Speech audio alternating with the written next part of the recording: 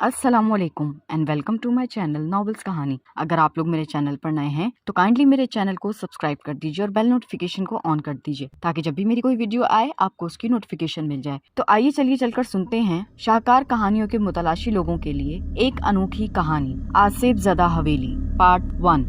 ये सितंबर 1972 की एक खुशगवार सुबह थी। मौसम में किसी कदर खुशकी थी। मेरी शादी को आज तीसरा हफ्ता था। शादी के बाद पेश आने वाले मसाइल में एक सबसे बड़ा मसला एक अच्छे किराए के घर और सस्ते मकान का हुसूल था, जो कि मेरे लिए एक अच्छा खासा मसला बनकर रह गया था। दफ्तर के झमेलों से फरागत के बाद मेरा सारा दिन एक किराए के मकान की तलाश में गुजरता और आखिरकार शाम को थक हार कर वापस होटल में जा घुसता। मेरी बीवी होटल के बदमजा और बासी खाने खा खा कर दबी ये जबान में मुझे मकान की जल्द अज जल्द तलाशी करने और यहाँ से छुटकारा दिलाने के मुतालिक मुझसे इजहार कर चुकी थी। एक रोज मेरा गहरा दोस्त रॉबर्ट मुझे मिलने दफ्तर आया तो बातों बातों में जब उसे पता चला कि मैं एक सस्ते और अच्छे मकान की तलाश में भटक रहा हूँ तो उसने फौरन मुझे एक हवेली का पता थमा दिया और साथ ही मुनासिब किराए और अच्छी लोकेशन के मुतालिक बताया। साथ ही उसने एक बात की तरफ भी दबी जबान में इशारा किया कि इर्द गिर्द के लोगों ने इस हवेली को आसिफ ज़दा मशहूर कर रखा है। अगर तुम्हारा दिल माने तो इस हवेली में जा बसो, अगर ना माने तो अपनी तलाश जारी रखो। शायद इस महंगाई के दौर में तुम्हें भूले भटके से कोई सस्ता मकान मिल ही जाए। इसकी ये बात सुनकर मैंने मुस्कुराकर उसकी तरफ देखा और कहा, भला मेरी बीवी से बढ़कर कोई और आसिफ हो सकता है? तुम फिक्र ना करो और हवेली के मालिक से बात करके हिसाब किताब तय करवाओ। रॉबर्ट ने फौरन हवेली के मालिक का एड्रेस और साथ ही अपना एक कार्ड देकर मुझे उसके पास जाने की तलकीन की। मैं दफ्तर से जल्दी छुट्टी करके सीधा मालिक के मकान के पास जा पहुंचा। मेरे इसरार पर उसने मुझे ऊपर से नीचे तक यूं देखा जैसे कसाई बकरे को खरीदते हुए देखता है और कहने लगा, क्या तुम्हें मालूम है कि लोगों ने इस हवेली को आसिफ ज़दा मशहूर कर रखा है, जिसकी वजह से आज तक ये हवेली खाली पड़ी है और कोई शख्स दिन के वक्त भी इस हवेली के पास से नहीं गुजरता।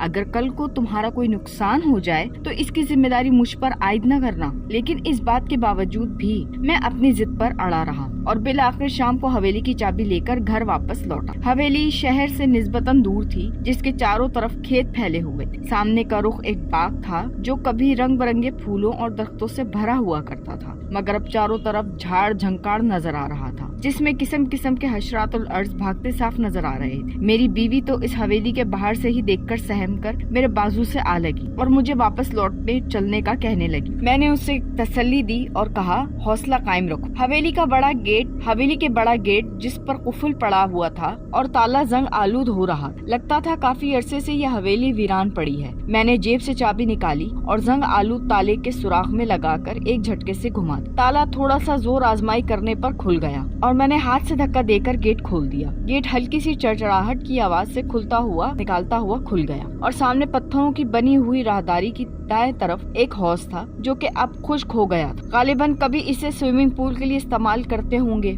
और एक तरफ मुलाजिमीन के रहने के लिए क्वार्टर बने हुए थे। हवेली के अंदर के रुख एक बरामदा था जिसमें संगमरमर की सुर्ख ईंटें लगी हुई थी। फर्श बड़ी बड़ी टाइलों से मज़य्यन थी। बरामदे में एक कतार में कई कमरे बने हुए थे जिनके दरवाजे बंद थे और उन पर कुफल पड़े हुए थे। मालिक मकान ने हमें इस हवेली के बड़े हॉल और ऊपरी मंजिल पर बने हुए 3 कमरों की चाबियां दी हुई थी। इस वक्त मैं बरामदे में खड़ा सोच रहा था और मेरी बीवी मेरे बाजू से लगी सहमी नजरों से चारों तरफ देख रही थी। मैंने हवेली के अंदर बने हुए हॉल का दरवाजा खोला और दरवाजा खोलते ही एक बदबूदार हवा का झोंका मेरी नाक से टकराया और साथ ही 10-12 बड़ी बड़ी चिमगादड़ें शोर मचाती अपने बड़े बड़े पर फैलाती हुई हमारे सरोस पर से गुजरती हुई बाहर फिजा में गुम हो गई। इस अचानक उफ्ताद पर मेरे मुंह से एक चीख निकल गई और दूसरी चीख मेरी बीवी की थी। बाद में जब असल वाकया पता चला तो मैंने शर्मिंदा होकर अपनी बीवी की तरफ देखा जो घबराई हुई नजरों से मेरी तरफ देख रही थी। मैंने उसे हौसला दिया और हंस कर कहने लगा, घबराओ नहीं, ये चिमगादड़ें थी, डरने की जरूरत नहीं। आओ अंदर चलकर हवेली के दूसरे कमरे में देखते हैं और साथ ही सफाई वगैरह का काम भी निपटा लें ताकि बाद में फारिग होकर कुछ खाने पीने का बंदोबस्त भी करना होगा। मेरी बीवी यहाँ 1 मिनट भी ठहरने के लिए तैयार न थी, मगर बार बार हौसला देने से खामोश हो गई। इसका चूंकि इस किस्म के हालात से कभी वास्ता ना पड़ा था और ना ही कभी ज़रे-राह किसी जिन भूत से मुलाकात हुई थी, इसके बरक्स मेरे दिल में किसी किस्म का डर खौफ नहीं था। हम हॉल के दरवाजा खोलकर उसके अंदर दाखिल हो गए, जिसके अंदर एक पुराने तर्ज का सोफा सेट रखा हुआ था। इसके गिलाफ का रंग गालिबन कभी सफेद रहा होगा अब गर्द से इसकी रंगत सिया माइल हो चुकी थी। खाने की एक बड़ी सी मेज और इसके इर्द गिर्द लगी हुई 8 अदद कुर्सियां कोने में एक तरफ रखी थी और उसके सामने रुख पर एक बारीक झालर का पर्दा लटका हुआ था। सोफा सेट के सामने बिछे हुए कालीन पर एक मुर्दा चीते की खाल बिमैसर बिछी हुई थी। एक तरफ तपाई पर एक डेकोरेशन पीस जिसमें एक नेवला और सांप आपस में अजली जंग लड़ते हुए दिखाई दे रहे थे। हमें ऊपर की मंजिल पर किसी के कदमों के चलने की आवाज सुनाई दी। मेरी बीवी ने घबराकर मेरे बाजू को पकड़ लिया, मुझे बाहर की जानिब धकेलने लगी और खौफजदा नजर आ रही थी। मैंने उसे तसल्ली दी और हंसकर कहा, ये तुम्हारा वहम है। भला इस वीरान हवेली में कोई कैसे दाखिल हो सकता है? हालांकि मैंने ऊपर वाली बैल्कनी से किसी जी रू के चलने की आवाज सुनी थी, मगर अपनी कमजोरी जाहिर करना नहीं चाहता था। मेरी बीवी खौफ और दहशत से बेहोश हो जाए और मेरे लिए किसी किस्म की परेशानी का बाइस बने। मैंने उसका हाथ पकड़ा और चलता हुआ हॉल के मगरबी कोने में बनी हुई सीढ़ियों की जानिब बढ़ा। ऊपर की मंजिल पर राहदारी थी जिस पर सब्ज रंग के दबीस कालीन बिछा हुआ था और दोनों तरफ 4-4 कमरे बने हुए थे जिन पर कुफुल पड़े थे। सीधे हाथ से बने हुए 4 कमरों में 3 कमरे हमारे इस्तेमाल के लिए दिए गए। इन तीनों कमरों में क्या था ये जानने की ना तो मुझे जरूरत थी और ना ही मेरी बीवी मारिया को इससे कोई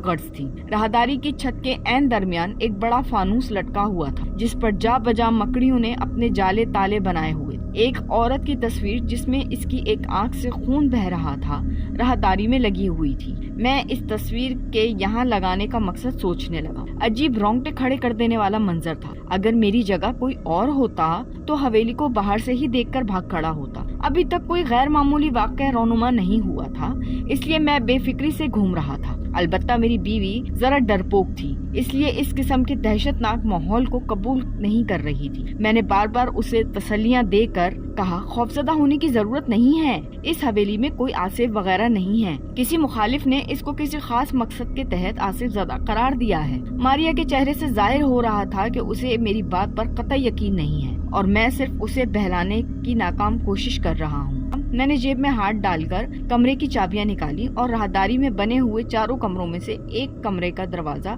कुफुल डालकर घुमाया, लेकिन चाबी टस से मस न हुई। मैंने हाथ डालकर दूसरी चाबी निकाली और उसे दोबारा कुफुल में डालकर घुमाया तो दरवाजा चरचराहट भरी आवाज से पैदा होते हुए जरा सा खुल गया। मैंने धक्का देकर उसे अंदर की तरफ धकेल दी। मेरी नाक से एक सीलन ज़दा बदबू हवा का झोंका टकराया। यूं लगा जैसे इस कमरे में काफी अरसे तक पानी खड़ा रहा हो और बाद में काई लगने से इसमें बदबू पैदा हो गई हो। मैं मारिया को साथ लेकर कमरे में दाखिल हुआ। कमरा फर्नीचर से आरास्ता था मगर फर्श पर काई जमी हुई थी। कमरे के वस्त में छत से एक गोल फानूस लटक रहा था। दीवारों पर पुराने दौर की तस्वीर लगी हुई थी।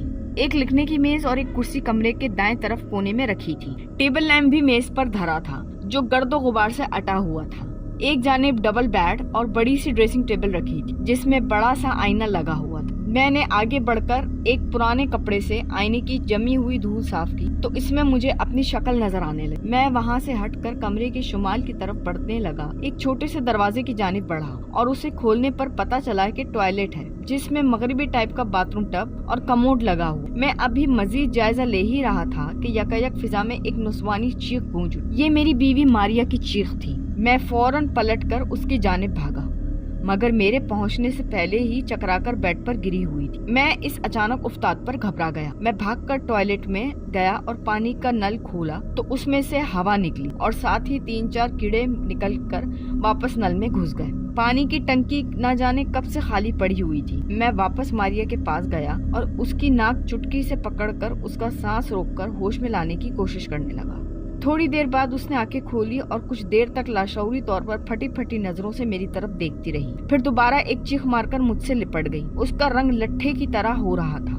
मैंने तेजी से उसकी हथेलियां मसलना शुरू कर दी और जब उसके होश व हवास दुरुस्त हुए मैं उसके चीखने की वजह पूछी। उसने बताया कि जैसे ही वो आईने के सामने खड़ी हुई उसके अंदर एक अजीबुल खलकत इंसान नजर आया जिसका खौफनाक चेहरा शेर से मिलता जुलता था। خوفناک چہرہ شیر سے ملتا جلتا تھا۔ وہ اپنی سرخ سرخ آنکھوں سے مجھے گھور رہا تھا اور اس کے منہ سے 2 بڑے لمبے لمبے دانت باہر نکلے ہوئے تھے۔ میں نے گھبرا کر چیخ ماری اور اس کے بعد مجھے اب ہوش آیا ہے۔ میں نے اس کی بات سن کر فوراً شیشے کی جانب دیکھا، مگر مجھے اس میں صرف اپنی ہی شکل دکھائی دی۔ وہ شیر نما آدمی تو نظر ہی نہیں آئے۔ میں نے جب ماریا کو بتایا کہ آئینے میں تو کوئی نہیں ہے اور تمہیں ضرور کوئی دھوکا ہوا ہوگا، چونکہ تم شروع سے ہی اس وحشت ماحول سے گھبرائی ہوئی ہو اور قبول نہیں کر رہی ہو، اس لیے تمہارے لاشعور نے تمہیں فرضی تصویر دکھائی ہے جس کا حقیقت سے دور دور تک کوئی تعلق نہیں ہے۔ مگر ماریا سر ہلا کر میری بات کی تردید کرنے لگی۔ وہ مجھے اس منحوس حویلی سے باہر جانے کا مشورہ دینے لگی۔ میں نے سوچا آج اتنا ہی کافی ہے، میں کل اس کے بغیر حویلی میں آ کر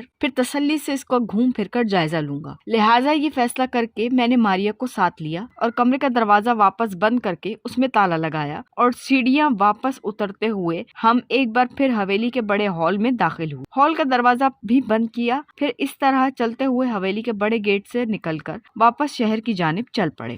دوسرے روز میں نے ماریا کو اپنے ایک دوست ڈیوڈ اور اس کی بیوی کے گھر چھوڑا، جو کہ عرصہ دراز سے میرے پرانے واقف کاروں میں سے تھی۔ میں نے اس حویلی کے متعلق تمام تفصیلات بتا دی۔ وہ سر جھکائے سنتا رہا اور جب میں نے اب تک پیش آنے والے تمام حالات بتائے تو مسکرا کر کہنے لگا، کیا تم بھی ان من گھڑت اور بے سروپا باتوں پر یقین رکھتے ہو؟ میں نے انکار میں سر ہلا دیا۔ اسے اپنے آئندہ پروگرام کے متعلق بتایا تو وہ میری بات سن کر اس نے بھی میرے ساتھ چلنے کا فیصلہ کیا، جو میں نے قبول کر لیا، اور اس طرح شام کو ہم ماریا اور ڈیوڈ کی بیوی مارگریٹ کو کچھ بتائے بغیر خاموشی سے حویلی جا پہنچے۔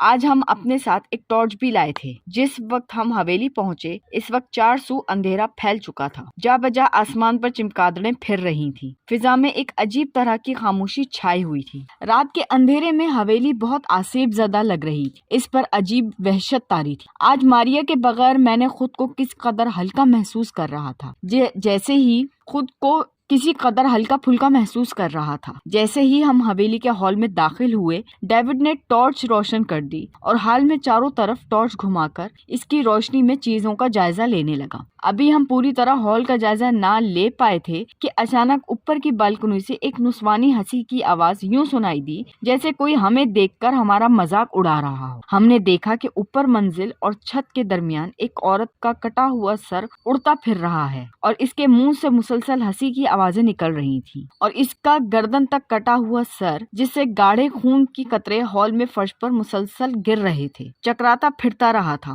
مسلسل گر رہے تھے۔ یہ منظر رگوں میں خون منجمد کرنے کے لیے کافی تھا۔ وقتی طور پر ہم دونوں کچھ دیر کے لیے گھبرا گئے، مگر پھر ہم نے اپنے دل کو مضبوط کیا اور اس عورت کے سر کی طرف روشنی کی۔ وہ سر ہال کے چاروں طرف چکر لگاتا پھر رہا تھا اور اس کی گردن سے ٹپکتے ہوئے خون کا تازہ تازہ قطرے ہال میں پڑی ہوئی چیزوں اور فرش پر بارش کی طرح گر رہے تھے۔ دفعتاً ڈیوڈ کو کچھ خیال آیا۔ اس نے یکدم گلے میں پہنی ہوئی سلیب کا رخ اس کی طرف کر دیا۔ جیسے ہی سلیب کا رخ اس کی طرف ہوا وہ غائب ہو گئی۔ ہم دونوں کے منہ سے ایک اطمینان بھری سانس نکلی اور میں نے اس شیطانی سر کے غائب ہو جانے پر خدا کا شکر ادا کرنے لگا۔ بعد میں ہم نے اسے شیطانی کرشمہ قرار دیا اور آہستہ آہستہ چلتے ہوئے اوپر کی منزل کی جانب بڑھنے لگے۔